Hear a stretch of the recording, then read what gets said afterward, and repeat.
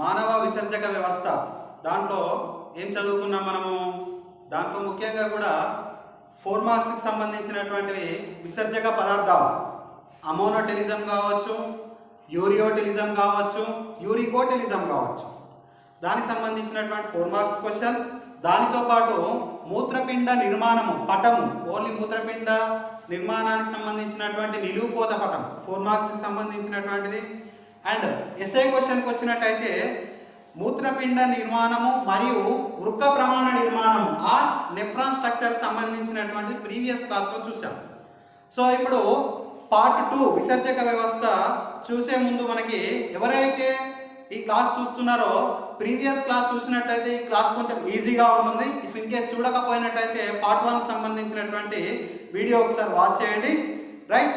So దీంట్లో మనము మూత్రము ఏర్పడే విధానం, సో ఇప్పుడు మూత్రం ఏర్పడేటువంటి విధానం గురించి చెప్పాలంటే దీంట్లో మెయిన్గా 2 పాయింట్స్ గురించి మనం డిస్కస్ చేయాలి. మూత్రము ఎక్కడ ఏర్పడుతుంది, ఓకే. సో ఆన్సర్ ఏంటి నాన్న? ఆన్సర్ మనకి మూత్రం ఎక్కడ ఏర్పడుతుంది? Very good, kidneys. Okay, kidneys లేదా మూత్రపిండాలు, ఆ మూత్రపిండాల లోపల నెఫ్రాన్స్ ఆ వృక్క ప్రమాణ నిర్మాణం. Very good. అండ్ మూత్రము ఎలా ఏర్పడుతుంది? సో ఈ క్వశ్చన్కి మనం కొంచెం ఆన్సర్ డీటెయిల్గా చేయాల్సి ఉంటుంది. సో ఈరోజు చదువుకునేటువంటి టాపిక్ లోపల మనము ఏం చదువుకుంటున్నాం నాన్న? మూత్రము ఏర్పడు విధానము. So this is the one of the SI question, expected question. So అంటే ఇంటర్మీడియట్ పర్పస్ లోపల మనకి ఎస్ఐ క్వశ్చన్ సంబంధించినటువంటిది. సో దీంట్లో ముఖ్యంగా కూడా మూత్రం ఏర్పడే విధానం నుంచి చదివేటప్పుడు దీంట్లో సింపుల్గా 3 స్టేజెస్గా డివైడ్ చేయవచ్చు. 1 ఏంటిది నాన్న? మనకి గుచ్చగాలనము ఆర్ సూక్ష్మగాలనము or filtration. And second one తీసుకున్నట్టయితే మనకి వర్ణాత్మక పునఃశోషణ. అండ్ థర్డ్ వన్ తీసుకున్నట్టయితే మనకి నాళికా స్రావం, రైట్. సో ఇక్కడ ఈ మూత్రము ఏర్పడు విధానం గురించి మనకి లుడ్విగ్ అనేటువంటి సైంటిస్ట్ ఎక్స్ప్లెయిన్ చేయడం జరిగింది. సో దీంతో మనకి ఫస్ట్ ఆఫ్ ఆల్ గుచ్చగాలనము ఆర్ ఫిల్ట్రేషన్ అంటే ఏంటి, ఎక్కడ జరుగుతుంది? సార్ మనకి మూత్రపిండం లోపల 1 మిలియన్స్ ఆఫ్ నెఫ్రాన్స్ ఉంటాయని చెప్పాము. సో అంటే ఒక్క నెఫ్రాన్ యొక్క స్ట్రక్చర్ని మనం కొంచెం పెద్దగా వేసినట్టయితే దీని లోపల ఈ భాగాలు కనిపిస్తాయి. సో ఈ నెఫ్రాన్ లోపలనే మనకు మూత్రం ఏర్పడుతుంది కాబట్టి మనం నెఫ్రాన్ ఆ వృక్క ప్రమాణ నిర్మాణాన్ని నిర్మాణాత్మక క్రియాత్మక ప్రమాణం అంటాం. సో ఇది ఎంసెట్ అండ్ నీట్ బిట్స్కి ఇంపార్టెంట్ మనకు సంబంధించినటువంటిది, రైట్. సో దీంట్లో మనకి వృక్క ప్రమాణ నిర్మాణం లోపల మూత్రము ఎక్కడెక్కడ శోషించబడుతుందో ఇప్పుడు ప్రజెంట్ చూద్దాం, right. Concentrate. First of all మనకి వృక్క ప్రమాణ నిర్మాణం ఎక్కడ ఉంటుందన్నా, రైట్. కిడ్నీని తీసుకున్నట్టయితే మనకి ఏంటిదన్నా, మనకి కుంభాకారం లోపల ఉండేటువంటి తలం ఉంటుంది. సో దీంట్లో ఒక సెంటర్ పార్ట్ లోపల మనం 2 పార్టీషన్స్గా డివైడ్ చేయవచ్చు. 1 ఏంటిదన్నా మనకి బయటకు వచ్చేసి వల్కలము అండ్ లోపలి భాగాన్ని దవ్వ భాగంగా ట్రీట్ చేస్తాం. సో దీంట్లో మనకి ఈ దవ్వ లోపల మళ్ళీ అగైన్ 2 పార్ట్స్గా డివైడ్ చేయవచ్చు. సో ఇక్కడ వెలుపలి దవ్వ అండ్ లోపలి దవ్వ. సో దీనికి సంబంధించినటువంటి వృక్క ప్రమాణ నిర్మాణం ఎక్కడ ఏర్పడుతుంది? మనకి వల్కల నిర్మాణం లోపల స్టార్ట్ అయినటువంటి నెఫ్రాన్ స్ట్రక్చర్ దాని యొక్క హెగ్లీశిక్యం అనేటువంటిది మనకి దవ్వ ఆకారం లోపలికి చొచ్చుకొని పోతుంది. సో అంటే ఇదే పార్ట్ని నేను కొంచెం రివర్సబుల్గా వేసినట్టయితే మనకి సో ఇది వల్కల భాగము ఫస్ట్ పార్ట్ అండ్ రెండో భాగమైనటువంటిది దవ్వ భాగము వెలుపలి దవ్వ భాగము అండ్ మూడో పార్ట్ వచ్చేసి మనకి లోపలి దవ్వ భాగం. క్లియర్నా? రైట్. సో దీంట్లో మనకి ఇక్కడ హెగ్లీశిక్యం ఏర్పడుతుంది. సో దీంట్లో ఫస్ట్ పాయింట్ ఏంటిదని చెప్పాము? గుచ్చగాలనము ఆర్ సూక్ష్మగాలనం, ఫిల్ట్రేషన్, రైట్. ఇక్కడ ఫిల్ట్రేషన్ జరిగేటప్పుడు మనకి రక్తకేశనాళికా గుచ్చము మొదటిది. దీన్ని మనం ఇంకొక రకంగా కూడా ఏమంటామన్నా గ్లోమెరులస్ అంటాం. గ్లోమెరులస్ లోపలికి మనకి వృక్క ధమని లోపలికి ఎంటర్ అవుతుంది. సో ఈ వృక్క ధమని అనేటువంటిది కొంచెం మందముగా ఉంటుంది కాబట్టి దీన్ని మనము అభివాహి ధమని అనేటువంటిది రక్తకేశనాళికా గుచ్చం లోపలికి ఎంటర్ అవుతుంది. ఇదే రక్తకేశనాళికా గుచ్చం నుంచి బయటకు వచ్చేదాన్ని అపవాహి ధమని అని అంటాం. ఇది కొంచెం సన్నగా ఉంటుంది. సో దీంట్లో రక్తకేశనాళికా గుచ్చం లోపలికి రక్తము కొంచెం పీడనంతో కొంచెము వేగంతో ప్రయాణం చేస్తుంది. సో ఎంతవరకు వేగంతో పీడనంతో ప్రయాణం చేస్తుంది మనకి రక్త జలస్థితిక పీడనం మనకి 60 mmHg గా ఉంటుంది. సో అంటే ఇంత స్పీడ్తోని లోపలికి రక్తకేశ నాళిక గుజ్జం లోపలికి వస్తుంది. అండ్ దీనికి ఎగనెస్ట్గా అంటే అభివాహి ధమని ద్వారా 60 mmHg స్పీడ్తో లోపలికి వచ్చినప్పుడు దీనికి వ్యతిరేకంగా ఇదే రక్తం అనేటువంటిది వెనుకకు తిరిగేసరికి దీని లోపలికి వ్యతిరేకంగా 32 mmHg వ్యతిరేకంగా దానికి పీడనానికి పనిచేస్తుంది. సో ఇది రక్త కొలాయిడల్ ఆస్మాటిక్ పీడనము అని అంటాం. నెక్స్ట్ ఈ 60 mmHg ఇంకొకటి వ్యతిరేకంగా గుళిక జలస్థితిక పీడనం. ఏ గుళిక సార్ మనకి బౌమన్స్ గుళిక. దీని లోపల వ్యతిరేకంగా పీడనం ఎంత ఉంటుంది సార్ మనకి 18 mmHg. సో అంటే 32 mmHg ప్లస్ 18 mmHg టోటల్ ఎంత అవుతుందన్న మనకి 50 mmHg. సో అంటే మనకి ఎంత పీడనంతో లోపలికి వస్తుంది 60 mmHg వస్తుంది. సో అంటే మనకి ఇంకా 10 mmHg అనేటువంటిది మనకి రిమైన్ నెట్ వెయిట్. సో అంటే నికర గాలనము అనేటువంటిది జరుగుతుంది. సో అంటే ఇక్కడ ఎక్కువ నుంచి తక్కువకి ఆటోమేటిక్గా. సో అంటే దీని లోపల 10 mmHg ఎక్కువ పీడనాన్ని కలిగి ఉంది కాబట్టి మనకి అండ సుషిరాల ద్వారా లేదా గిల్ స్లిట్స్ అని అంటాం. సో ఈ రంధ్రాల ద్వారా మూత్రం అనేటువంటిది బౌమన్స్ గుళిక లోపలికి చేరడాన్ని ప్రాథమిక మూత్రము అని అంటాం. సో ఈ విధానం మొత్తాన్ని కూడా మనం ఏమంటాం సూక్ష్మ గాలనము. ఎందుకంటే అండ సుషిరాల ద్వారా మనకి ఇంకా లోపలగా కూడా ఫిల్టర్ అవుతుంది కాబట్టి దీన్ని సూక్ష్మ గాలనము ఆర్ గుచ్చ గాలనము అని అంటాం. రైట్, లోపలికి మనకి ఇంత అమౌంట్ లోపల వెళ్తుంది కదా. సో అంటే జనరల్గా కూడా మనకి ఒక నిమిషానికి కిడ్నీస్ అనేటువంటివి మనకి 125 ml యొక్క రక్తాన్ని ఫిల్టర్ చేస్తాయి. సో అంటే ఒక నిమిషంకి 125 ml రక్తాన్ని ఫిల్టర్ చేసినాయంటే జస్ట్ ఇమాజిన్ ఒక రోజుకి మనకి 180 లీటర్ల యొక్క రక్తాన్ని మనకి ఫిల్టర్ చేస్తున్నాయి. ఏవి ఫిల్టర్ చేస్తున్నాయి? Kidneys filter. ఆ కిడ్నీస్ లోపల నెఫ్రాన్స్ ఆర్ వృక్క ప్రమాణాలు ఫిల్టర్ చేస్తున్నాయి. సో మరి 180 లీటర్లు ఫిల్టర్ చేస్తే ఇక్కడ మూత్రపిండాలు పనిచేయకపోయినట్టయితే మనకి నీరు అనేటువంటిది బయటకు పోతుంది. సో ఈ 180 లీటర్స్ లోపల మళ్ళీ బాడీ లోపలికి కొన్ని అవసరమైనటువంటి పదార్థాలు తిరిగి శోషించుకుంటాయి. సో ఇది మనకి శోషణ లోపల చూద్దాం. సో అంటే మనకి ఇక్కడ పూర్తిగా కూడా ఒక నిమిషానికి చూసినట్టయితే 1 లీటర్ నుంచి 1 లీటర్ పావు 1100 to 1200 ml of the blood అనేటువంటిది ఫిల్టర్ అవుతుంది. సో అంటే ఒక రోజుకు 180 లీటర్స్ వరకు ఫిల్టర్ అవుతుంది బ్లడ్. బట్ దాని లోపల మాత్రము 99% ఆఫ్ ది మనకి బ్లడ్ అనేటువంటిది మళ్ళీ తిరిగి పునఃశోషణ చెందించబడుతుంది. మనకు కావాల్సినటువంటి పదార్థాలు కూడా శోషించబడతాయి. రైట్, ఏం పదార్థాలు శోషించబడతాయి సార్ అంటే మన బాడీకి ఉపయోగపడేటువంటి పదార్థాలను ఆధారంగా చేసుకొని 3 రకాలుగా డివైడ్ చేయవచ్చు.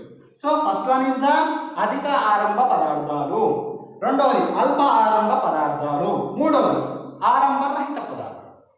అధిక ఆరంభ పదార్థాలు పేరు లోపల అధిక ఏ సబ్స్టాన్సెస్ అయితే మన బాడీకి అనేటువంటివి ఎక్కువ అవసరమో, లైక్ ఎగ్జాంపుల్ గ్లూకోజ్. సో ఇది మన బాడీకి essential. Next amino acids, amino ఆమ్లాలు కూడా మన బాడీకి అవసరమే. నెక్స్ట్ ప్రోటీన్స్, మాంసకృతులు కూడా అవసరమే. And next vitamins. సో ఇవన్నీ కూడా మన శరీరానికి అత్యధిక మోతాదు లోపల అవసరం కాబట్టి అధిక ఆరంభ పదార్థాలు అంటారు. రైట్, నెక్స్ట్ వన్ అల్ప ఆరంభ పదార్థాలు.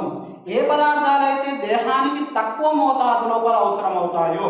ఏంటి సార్? ఎగ్జాంపుల్ యూరియా కావచ్చు అండ్ యూరిక్ యాసిడ్, యూరిక్ ఆమ్లము కావచ్చు, కొంచెం మోతాదు లోపల అవసరం. Right, and final one is the ఆరంభ రహిత. సో ఇవి దేహానికి అవసరం లేదు. సో అవసరం లేదు అంటే ఏం అవసరం లేదు sir? For example creatinine.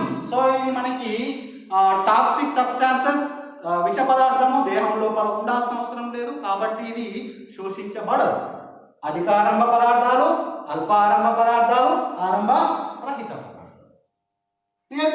Right, so దీనికి సంబంధించినటువంటి మనకి గుచ్చ గాలనము ద్వారా మనకి ఏం ఏర్పడ్డదన్న ఫైనల్ స్టేజ్ లోపల ప్రాథమిక మూత్రము గుళిక లోపలికి వెళ్ళింది. Now we are entering into next part. ఏంటి మనకి గుళిక. సార్ ఈ గుళిక గురించి ఎక్స్ప్లెయిన్ చేసినటువంటి శాస్త్రవేత్త, దీని గురించి డిఫైన్ చేసినటువంటి సైంటిస్ట్ విలియం బౌమన్స్. సో ఈ బౌమన్స్ అనేటువంటి శాస్త్రవేత్త ఈ గుళిక యొక్క ప్రాముఖ్యతను తెలియజేసి చేశాడు కాబట్టి దీనికి అతని పేరే పెట్టేసిండు, బౌమన్స్ గుళిక అని చెప్పేసి. సో ఇది 2 స్థలాలతో ఏర్పడ్డటువంటి నిర్మాణము. సో ఇది మనకి రక్తకేశ నాళిక గుచ్చానికి అనుబంధంగా ఉంటుంది. ప్రాథమిక మూత్రం ఏర్పడిన తర్వాత మనకి ఇప్పుడు సెకండ్ పార్ట్ లోపల ఏం జరగాలన్నా మనకి పునఃశోషణ అండ్ స్రావం, నాళికా స్రావం. సో ఈ రెండింటిని కలిపి లుడ్విగ్ అనేటువంటి సైంటిస్ట్ డిఫైన్ చేయడం జరిగింది. సో దీన్ని మనం కౌంటర్ కరెంట్ థియరీ లేదా ప్రతి ప్రవాహ యంత్రాంగం అని అంటాం. సో దీనికి గల రీజన్ ఏంటంటే మనకి నెఫ్రాన్ లోపల ప్రవాహం అనేటువంటిది ఎడమవైపు నుంచి కుడివైపుకి వస్తుంది అండ్ వాసా రెక్టా లోపల మనకి రక్త ప్రవాహం అనేటువంటిది ఎడమవైపు నుంచి వ్యతిరేక దిశ లోపల కుడివైపు మనకి జరుగుతూ ఉంటుంది. రైట్, నెక్స్ట్ పూర్తిగా కూడా చూసినట్టయితే మనకి నెక్స్ట్ పార్ట్ అయినటువంటిది మనకి పునఃశోషణ అనేటువంటిది ఎక్కడెక్కడ జరగాలి. రైట్, సో పునఃశోషణ అనేటువంటిది మనకి ఫస్ట్ ఆఫ్ ఆల్ నాళికా స్రావం దగ్గర అనేటువంటిది ఒక నాళిక లోపల వృక్క నాళిక లోపల తీసుకున్నట్టయితే 4 పార్ట్స్ గా ఆల్రెడీ డివైడ్ చేసాము, ప్రీవియస్ క్లాస్ లో చూసాము. 1 ఒకసారి రికాల్ చేస్తున్నా, 1 సమీప సంవలిత నాళిక అండ్ 2 సెకండ్ వన్ వచ్చేసి ఏమంటున్నాను మనము హెన్లీ శిక్యము అని. సో ఈ హెన్లీ శిక్యాన్ని మళ్ళీ 2 పార్ట్స్ గా డివైడ్ చేయవచ్చు. దిగువగా వచ్చేటువంటి నాళికను మనము ఏమంటున్నా అవరోహ నాళిక అంటాం. రైట్, అండ్ ఎగువగా వచ్చేటువంటి పైకి వచ్చేటువంటి నాళికను ఆరోహ నాళిక. ఇవి 2 కూడా హెన్లీ శిక్యం లోపల భాగాలే. Next part అయినటువంటిది దూరాగ్ర సంవరిత నాళిక. తర్వాత చివరి పార్ట్ అండ్ మనకి వచ్చేసి ఏంటన్నా 4th పార్ట్ మనకి సంగ్రహణ నాళిక. సో ఇప్పుడు ఏం చూద్దాము, మనకి పూర్తిగా కూడా శోషణం అంటే నెక్స్ట్ వర్ణాత్మక పునఃశోషణ తిరిగి శోషించుకోవడం. సో అంటే 180 లీటర్స్ యొక్క బ్లడ్ అనేటువంటిది మనకి ఎంటర్ అయినప్పుడు సో దీని లోపల అవసరం ఉన్నటువంటి పదార్థాలు దేహం లోపలికి ఆ మూత్రపిండం లోపలికి తిరిగి శోషించుకునేటువంటి విధానాన్ని పునఃశోషణ ఆర్ రీఅబ్జార్ప్షన్ అంటారు. Right, so first of all సమీప సంవరిత నాళిక లోపల పునఃశోషణ ఎట్లా జరుగుతుంది? సమీప సంవరిత నాళిక లోపల మనం చూసినట్టయితే దీంట్లో మనకి వాటర్ ఆరోమాక్స్ పైకి పెట్టాను. సో అంటే బాణం గుర్తు పైకి. సో ఇక్కడ మనకి approximately 80% of the water, maximum water can be reabsorption in the part of PCT or సమీప సంవరిత నాళిక. సో దీని లోపలికి 80% ఆఫ్ ది వాటర్ శోషించుకుంటుంది అండ్ ఇదే మూత్రం లోపల ప్రాథమిక మూత్రం లోపల మనకి అవసరమైనటువంటి పోషకాలు శోషించుకోబడతాయి. పోషకాలు మన బాడీకి అవసరమే, శక్తినిచ్చేటువంటి పదార్థాలు. Clear? Next one some amount of the potassium ions and next one వచ్చేసి మనకి ఏంటినా ఇంపార్టెంట్, ఓకే, గ్లూకోజ్ కావచ్చు, అమైనో ఆమ్లాలు కావచ్చు, మాంసకృతులు కావచ్చు అండ్ విటమిన్స్ కావచ్చు. సో ఇవి దేహానికి అనేటువంటిది అవసరం. సో ఇవి ప్రాథమిక మూత్రం లోపల ఉన్నటువంటి వాటిని సమీప సంవరిత నాళిక నుంచి తిరిగి శోషించుకోబడుతుంది and also bicarbonates also, bicarbonate అని కూడా శోషించుకోబడుతుంది. సో ఇప్పుడు నాళిక లోపలికి ఏం స్రవించబడుతున్నాయి? సో అంటే ఇక్కడ వల్గల భాగము మూత్రపిండం లోపల వల్గల భాగం లోపల మనకి ఎక్సెస్ అమౌంట్ లోపల ఉండేటువంటి హైడ్రోజన్ అయాను, అమోనియా. అమోనియా ఏంటన్నా మనకి విష పదార్థం, దేహం లోపల ఉండాల్సిన పని లేదు. సో ఇది దేహ భాగాల లోపల నుంచి మూత్రపిండాల భాగాల లోపల నుంచి తిరిగి నాళికల లోపలికి స్రవించబడుతుంది. సో ఇక్కడ మనకి మూత్రం అనేటువంటిది ఏ గాఢత లోపల ఉంటుందన్న మనకి సమగాఢత లోపల ఉంటుంది. Clear? Next we are going to another part. ఏంటిదన్నా మనకి హెన్లీ శిక్యం లోపల పునఃశోషణ. ఈ హెన్లీ శిక్యం లోపల మొదటి పార్ట్ అయినటువంటి అవరోహ నాళిక లోపల పునఃశోషణ. సో అవరోహ నాళిక లోపల పునఃశోషణ అనేటువంటిది ఒక నీరు మాత్రము మనకి 5% మాత్రమే మనకి పునఃశోషణ చెందించబడుతుంది. రిమైనింగ్ ఇంకా ఇక్కడ ఏ పదార్థాలు కూడా పునఃశోషణ చెందించబడేటవి. నెక్స్ట్ దీని తర్వాత పార్ట్ అయినటువంటి ఆరోహ నాళిక. ఆరోహ నాళిక లోపల మనకి 2 పార్ట్స్ గా డివైడ్ చేయవచ్చు. మొదటి భాగము అనేటువంటిది కొంచెం సన్నగా పలుచని గోడలతో నిర్మించబడుతుంది అండ్ తర్వాత భాగము చివరి భాగంకి వచ్చేసరికి మందమైనటువంటి గోడలను కలిగినటువంటి నిర్మాణం. సో దీంట్లో మనకి పలుచని గోడలు కలిగినటువంటి భాగం నుంచి సోడియం క్లోరైడ్ అనేటువంటిది మనకి నిష్క్రియ రవాణా ద్వారా దేహ భాగాల లోపలికి శోషించబడుతుంది.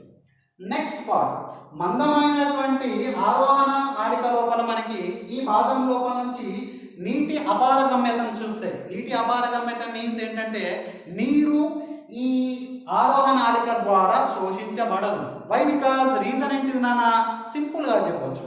సో దీని లోపల గోడలు ఎలా ఉన్నాయి నాన్న? మనకి మందంగా ఉన్నాయి కాబట్టి వాటర్ అనేటువంటిది మనకి ఈ భాగంలో శోషించబడదు. క్లియర్? సో ఇక్కడ మనకి హెన్రీషిక్యం లోపల అవరోహణ నాళిక లోపల నీరు శోషించబడుతుంది కాబట్టి మూత్రము వచ్చేసి మనకు అధిక గాఢత లోపల ఉంటుంది. అండ్ ఇదే హెన్రీషిక్యం లోపల సోడియం క్లోరైడ్ ఇక్కడ కూడా చూడండి, రెండు భాగాల లోపల సోడియం క్లోరైడ్ శోషించబడుతుంది. పల్చటి భాగం దగ్గర ఉండేటువంటి సోడియం క్లోరైడ్ అనేటువంటిది మనకి నిష్క్రియ రవాణా ద్వారా శోషించబడితే, మందమైన గోడలు కలిగినటువంటి ప్రాంతం దగ్గర సోడియం క్లోరైడ్స్ అనేటువంటివి సక్రియ రవాణా ద్వారా శోషించబడుతుంది. సో రెండింటికి డిఫరెన్స్. సన్నటి నాళం ద్వారా నిష్క్రియ రవాణా ద్వారా సోడియం క్లోరైడ్ శోషించబడుతున్నాయి. నెక్స్ట్ వన్ మనకి మందమైన గోడల ద్వారా సక్రియ రవాణా ద్వారా శోషించబడుతున్నాయి. సో మీకు తెలుసు సక్రియ రవాణా ద్వారా శోషించబడాలంటే నీడ్ సమ్ ఎనర్జీ, కొన్ని ఏటీపీ మాలిక్యూల్స్ అవసరము. సో అది నెక్స్ట్, రైట్? నెక్స్ట్ మనకి ఇదే హెన్రీషిక్యం లోపల ఆరోహణ నాళిక లోపల నీరు అనేటువంటిది శోషించబడటం లేదు కాబట్టి ఇక్కడ మూత్రము అనేటువంటిది మనకి అల్ప గాఢత లోపల ఉంటుంది, రైట్? నెక్స్ట్ వన్ మనకి తర్వాత భాగమైనటువంటి దూరాగ్ర సంవలిత నాళిక. దూరాగ్ర దేనికి దూరంగా ఉంది నాన్న? మనకి వెరీ గుడ్, ఆల్రెడీ చెప్పాను, బౌమన్స్ గుళికకి దూరంగా ఉంది కాబట్టి దీన్ని దూరాగ్ర సంవలిత నాళిక అన్నాం. సో ఈ భాగం లోపల మనకి ఏమేమి శోషించబడుతున్నాయి? శోషించబడడానికి కొన్ని హార్మోన్లు, రెండు రకాల హార్మోన్లు అనేటువంటి ప్రముఖమైనటువంటి పాత్రను నిర్వహిస్తాయి. సో ఇక్కడ ఏం శోషించబడతాయి ఫస్ట్ చూద్దాం. సోడియం అయాన్స్ అనేటువంటి మనకి దేహం లోపలికి, మూత్రపిండం లోపలికి శోషించబడతాయి. నెక్స్ట్ వాటర్ అనేటువంటిది మనకి 10.5% వాటర్ శోషించబడుతుంది. అండ్ బైకార్బోనేట్స్ దేహ భాగాల లోపలికి శోషించబడుతుంది. క్లియర్? నెక్స్ట్ ఇప్పుడు ఇంతకుముందే చెప్పాను సార్, మనకి సోడియం అయాన్స్ కానీ వాటర్ కానీ శోషించబడాలంటే ఈ దూరాగ్ర సంవలిత నాళిక దగ్గర రెండు హార్మోన్లు ప్రముఖ పాత్ర వహిస్తాయి. ఏంటి సార్ ఆ రెండు హార్మోన్లు? One is the aldosterone. ఎక్కడిది సార్? మనకి ఆల్డోస్టిరోన్ హార్మోన్, రైట్? కిడ్నీ యొక్క పై భాగం లోపల మనకి క్యాప్ స్ట్రక్చర్ లోపల ఉండేటువంటి గ్రంథిని ఏమంటారు నాన్న? Very good, adrenal gland or అధివృక్క గ్రంథి అని అంటారు. ఈ అధివృక్క గ్రంథి లోపల టూ పార్ట్స్ గా ఉంటాయి. పై భాగాన్ని అధివృక్క వలకలము అని అంటాం, అండ్ లోపల భాగాన్ని అధివృక్క దవ్వ అని అంటాం. సో ఈ ఆల్డోస్టిరోన్ హార్మోన్ అనేటువంటిది అధివృక్క వల్కల భాగం నుంచి రిలీజ్ అయ్యేటువంటి హార్మోన్. ఏం పని చేస్తుంది సార్ ఆల్డోస్టిరోన్ హార్మోన్? మూత్రం లోపల నుండి మనకి సోడియం అయాన్స్ ని దేహ భాగాల లోపలికి శోషించుకోవడానికి తోడ్పడతాయి. ఇది దేనిపైన ఆధారపడి ఉంటుంది? ఆల్డోస్టిరోన్ పైన ఆధారపడి ఉంటుంది. అండ్ మనకి అవసరం లేనటువంటి ఎక్సెస్ అమౌంట్ లోపల ఉండేటువంటి పొటాషియం అయాన్స్ అనేటువంటివి మూత్రం లోపలికి స్రవించబడతాయి, నాళిక లోపలికి స్రవించబడతాయి. సో ఇదంతా కూడా దేనిపైన ఆధారపడి ఉంటుంది? ఆల్డోస్టిరోన్. ఇది సోడియం అండ్ పొటాషియం యొక్క సమతాస్థితి నెలకొల్పడానికి తోడ్పడుతుంది. సరే, ఇఫ్ ఇన్ కేస్ మీకు ఒక డౌట్ రావచ్చు, ఆల్డోస్టిరోన్ హార్మోన్ లోపిస్తే ఎలాగో, లేదా ఇక్కడ మనకు కొందరికి కిడ్నీస్ అనేటువంటివి రిమూవ్ చేయడం కానీ, లేదా అధివృక్క గ్రంథిని తొలగించి వేసినప్పుడు కానీ మనకి ఏది లోపిస్తుంది? Aldosterone hormone లోపిస్తుంది. లోపించడం ద్వారా సోడియం అయాన్స్ శోషించబడవు, దేహం లోపల పొటాషియం అయాన్స్ అనేటువంటివి పెరిగిపోతాయి, విష స్వభావానికి గురి అవుతాయి. సో అంటే మనకి కొన్ని రకాల ఎడిసన్స్ వ్యాధి కావచ్చు. సో దీని ద్వారా మనకి మరణము కూడా సంభవించేటువంటి అవకాశాలు ఉంటాయి. ఇది ఎంసెట్ అండ్ నీట్ బిట్స్కి ఇంపార్టెంట్. క్లియర్? నెక్స్ట్ దాని తర్వాత ఇంకొక అనదర్ హార్మోన్ ఏంటిది నాన్న? అది మనకి ADH, యాంటీ డయూరిటిక్ హార్మోన్, లేదా దీన్ని మనము అతిమూత్ర నిరోధక హార్మోన్ అని అంటాం. ఎక్కడి నుంచి వస్తుంది సార్ ఈ హార్మోన్? మనకి పిట్యూటరీ గ్లాండ్, ఈ పేరు వినే ఉంటారు, అందరికీ తెలిసే ఉంటుంది. పీయూష గ్రంథి, ఏది మనకి ఒక కుంకుడు గింజ అంత సైజు లోపల ఉండి తల యొక్క మనకి పుర్రె లోపల మరి ఉండేటువంటి నిర్మాణం. సో దీని లోపల టూ పార్ట్స్ గా ఉంటాయి. ఫస్ట్ వన్ వచ్చేసి మనకి adenohypophysis and second one is the neurohypophysis. So ఈ న్యూరోహైపోఫైసిస్ అనేటువంటిది టూ టైప్స్ ఆఫ్ హార్మోన్స్ ని రిలీజ్ చేస్తున్నాను. One is the oxytocin. Oxytocin ని మనం ప్రత్యుత్పత్తి వ్యవస్థ దగ్గర చూద్దాం. So second one is the మనకి యాంటీ డయూరిటిక్ హార్మోన్, అతిమూత్ర నిరోధక హార్మోన్. సో దీని యొక్క ఫంక్షన్ ఏంటిదన్నా, మనకి హార్మోన్ యొక్క పని ఏంటిది, దూరాగ్ర సంవలిత నాళిక లోపల ఉండేటువంటి వాటర్ని శోషించుకోబడడానికి తోడ్పడుతుంది. సో ఇంకొక డౌట్ రావచ్చు, సార్ ఇక్కడ యాంటీ డయూరిటిక్ హార్మోన్ లోపించినట్టయితే ఏం జరుగుతుంది, రైట్. సో హార్మోన్ యొక్క పని ఏంటిదని చెప్పాము, నీటిని శోషించబడుతుంది. ఈ హార్మోన్ ఉంటేనే నీరు శోషించబడుతుంది, హార్మోన్ లేకపోతే నీరు శోషించబడదు. సో అంటే ఈ నీరు అనేటువంటిది నెక్స్ట్ పార్ట్ అయినటువంటి సంగ్రహణ నాళం ద్వారా బయటకి ఎక్కువ మోతాదు లోపల మూత్రము ద్వారా నీరు బయటకు విసర్జింపబడుతుంది. దీనిని డయాబెటిస్ ఇన్సిపిడస్ అంటారు. So this is also EAMCET and NEET BITS important and 2 marks question కూడా అవుతుంటా ఉంటాను. What is the difference between the diabetic mellitus and diabetes insipidus? Diabetes mellitus గురించి నెక్స్ట్ చూద్దాం క్లాస్ లోపల. నౌ డయాబెటిస్ ఇన్సిపిడస్ అంటే anti diuretic hormone లోపించినట్టయితే నీరు దేహం లోపలికి పునఃశోషణ చెందించబడదు. సో దీని ద్వారా అత్యధికంగా ఉండేటువంటి వాటర్ సంగ్రహణ నాళం ద్వారా మూత్రం ద్వారా బయటకు విసర్జించడాన్ని, అత్యధికంగా కూడా నీరు కోల్పోవడాన్ని డయాబెటిక్ ఇన్సిపిడస్ అని అంటారు, రైట్. సో ఇక్కడ మనకి బైకార్బోనేట్స్ కూడా కొంత మోతాదు లోపల శోషించబడుతున్నాయి. అండ్ దీని లోపలికి మనకి నాలిక లోపలికి ఏం స్రవించబడుతున్నాయి, పొటాషియం ఆల్రెడీ మనకి యూజ్లెస్, అవి కూడా నాలిక లోపలికి స్రవించబడుతున్నాయి. అమోనియా ఇది విష పదార్థమే, ఇది కూడా దేహానికి అవసరం లేదు. సో ఇది కూడా నాలిక లోపలికి స్రవించబడుతుంది. అండ్ సమ్ హైడ్రోజన్ అయాన్స్ కూడా మనకి ఈ దూరాగ్ర సంవలిత నాలిక లోపలికి స్రవించబడుతుంది. క్లియర్? నౌ ఫైనల్ వన్ ఏంటంటే మనకి సంగ్రహణ నాళం. సంగ్రహణ నాళం లోపలికి వచ్చేసరికి ఇక్కడ మనకి దూరాగ్ర సంవలిత నాళిక లోపల మూత్రం అనేటువంటిది సమగాఢతను కలిగి ఉంటుంది, రైట్. సో లాస్ట్ వన్ అనేటువంటి సంగ్రహణ నాళం లోపల ఏమేమి శోషించబడతాయి, నీరు అప్రాక్సిమేట్లీ మనకి 4% ఆఫ్ ది వాటర్ అనేటువంటిది పునఃశోషణ చెందించబడుతుంది. And hydrogen ions and potassium ions, so ఇవి దేహ భాగాల లోపలికి శోషించబడతాయి.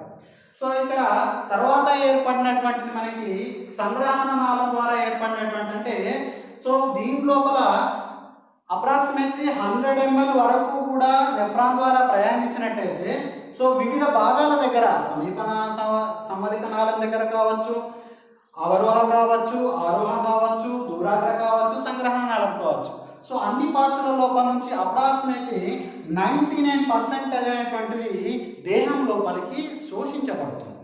సో అందు గురించే మనకి ఒక రోజుకి మానవుడు వచ్చేసి ఏంటంటే నెక్స్ట్ పార్ట్ తీసుకున్నట్టయితే మిక్చురేషన్ ఆ మూత్ర విసర్జన అని అంటాం. చివరిగా ఏమవుతుందన్న సంగ్రహణ నాళం నుంచి సో వేస్టేజ్ ఉన్నటువంటి మనకి బ్లడ్ అనేటువంటిది బెల్లి నాళాల ద్వారా అంతా కూడా దేని లోపలికి విశాలమైనటువంటి వృక్క ద్రోణి దీన్ని పెల్విస్.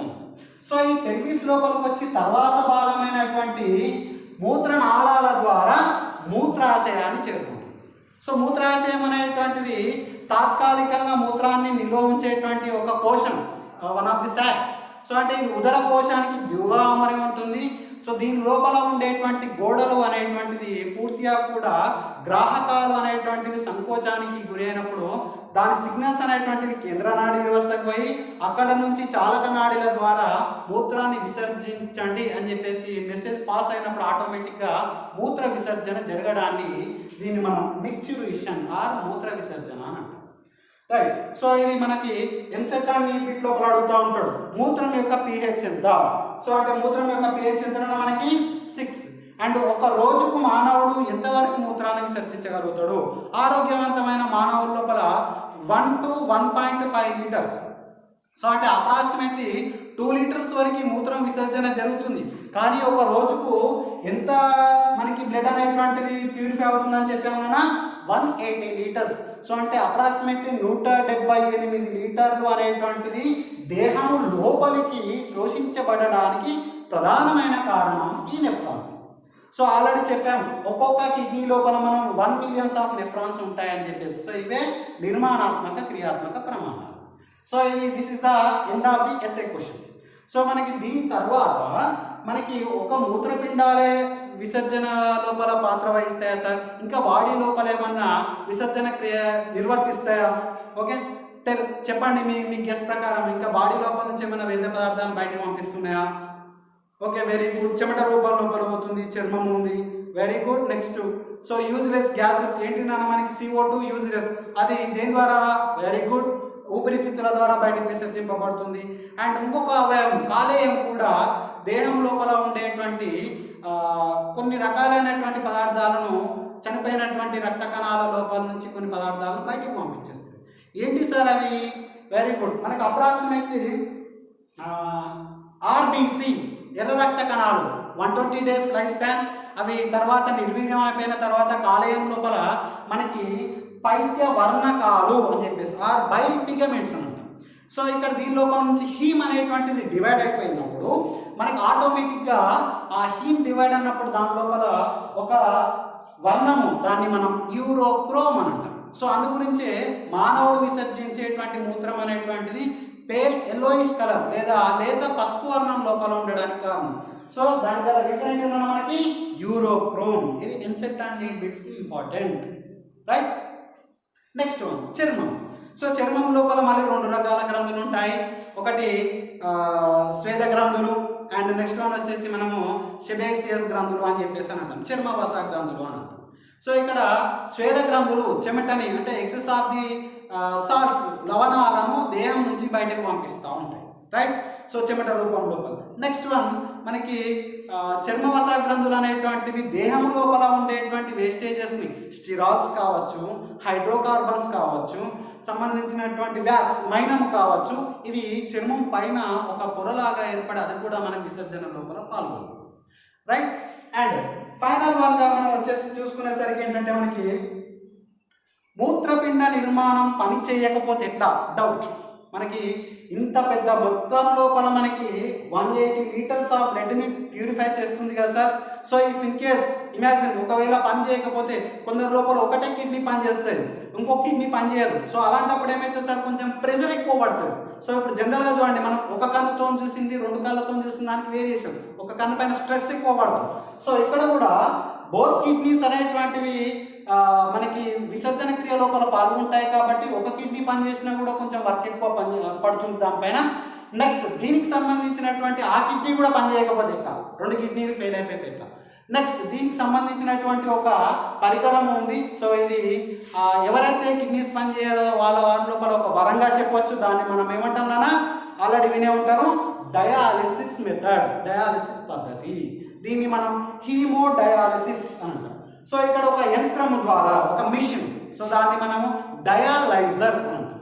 సో ఈ డయాలైజర్ అనేటువంటి దాని యొక్క ఫంక్షన్ ఏం చేస్తుంది అన్న మనకి పూర్తిగా కూడా రక్తము లోపల ఉండేటువంటి వ్యర్థ పదార్థాలు, కిడ్నీ ఏదైతే చేస్తుందో ఫంక్షన్, దాని లోపలికి రక్తనాళాలు అంటే ఒక ధమనిని, మెయిన్ మహాధమనిని ఆ మిషన్ లోపలికి పంపించినప్పుడు ఆటోమేటిక్గా దాని లోపల హెపారిన్ అనేటువంటి రక్తస్కందనాన్ని యాడ్ చేస్తారు. సో దాని ద్వారా రక్తం గడ్డ కట్టదు. నెక్స్ట్ దాని లోపల సెల్లోఫెన్స్ అనేటువంటి గొట్టాల ద్వారా దాని లోపల ద్రవాల లోపల మనకి వేస్టేజెస్ అనేటువంటి యూరియా కావచ్చు, యూరిక్ యాసిడ్ కావచ్చు, క్రియాటినిన్ కావచ్చు, అవన్నీ ఆ ద్రవాల లోపల స్రవించబడతాయి. సో రిమైనింగ్ బ్లడ్ అనేటువంటి తిరిగి మళ్ళీ దేహ భాగాల లోపలికి యాంటీకోయాగులెంట్ హెపారిన్ యాడ్ చేసి వ్యతిరేక రక్తస్కందనాన్ని హెపారిన్ యాడ్ చేసి సిరల ద్వారా మళ్ళీ దేహం లోపలికి ఎక్కిస్తారు. సో ఇది అప్రాక్సిమేట్లీ కంప్లీట్ కావడానికి మనకి 2 to 6 hours టైం పడుతుంది, రైట్? సో అంటే ఇది మనకి this is the end of the urine formation and మూత్రము ఏర్పడు విధానం, రైట్? సో ప్రీవియస్ క్లాస్ లోపల మనం చెప్పుకునేటువంటి విసర్జక పదార్థాలు, అమోనియాని విసర్జించినట్టయితే అమోనోటెనిజం, యూరియాని విసర్జించినట్టయితే యోటెనిజం, యూరిక్ ఆమ్లాన్ని విసర్జించినట్టయితే యూరికోటెనిజం. 4 మార్క్స్ క్వశ్చన్ చదువుకోవడం జరిగింది. అండ్ దాని తర్వాత మూత్రపిండం యొక్క నిలువుకోత డయాగ్రామ్ 4 మార్క్స్కి ఇంపార్టెంట్. అండ్ దాని తర్వాత ఎస్ఐ క్వశ్చన్, మూత్రపిండ నిర్మాణము, ఉత్క ప్రమాణ నిర్మాణం SI question. So today topic ఏంటంటే మనకి మూత్రం ఏర్పడే విధానం గురించి చూడడం జరిగింది. అండ్ దానికి అసోసియేటెడ్ అంటే other excretory organs like liver కావచ్చు, లంగ్స్ కావచ్చు, స్కిన్ కావచ్చు, అండ్ ఆర్టిఫిషియల్ కిడ్నీ డయాలైజర్ కావచ్చు. సో దీంతో మీకు ఇక్కడ ఈ 2B విసర్జన వ్యవస్థ అనేటువంటిది కంప్లీట్. సో నెక్స్ట్ టాపిక్ లోపల మనము ఇంకొక కొత్త యూనిట్లో వద్దాం. So thank you everybody.